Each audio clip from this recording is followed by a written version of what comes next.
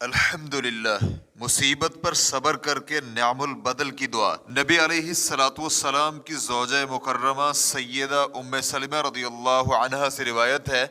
رسول اللہ صلی اللہ علیہ وآلہ وسلم نے فرمایا، جب کسی مسلمان بندے کو کوئی مصیبت آتی ہے اور وہ انا للہ و انا الیہ راجعون، اللہم اجرنی فی مصیبتی واخلف لی خیرا منہا،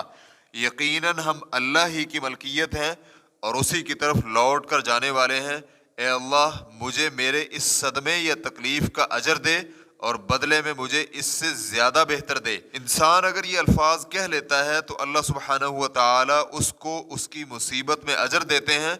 اور اس کا نعم البدل عطا کرتے ہیں۔ جب ابو سلمہ رضی اللہ عنہ کا انتقال ہو گیا تو میں نے رسول اللہ صلی اللہ علیہ وآلہ وسلم کے حکم کے مطابق کہا تو اللہ سبحانہ و تعالی نے میرے لیے ابو سلمہ رضی اللہ عنہ سے بہتر شوہر یعنی رسول اللہ صلی اللہ علیہ وآلہ وسلم عطا فرمائے۔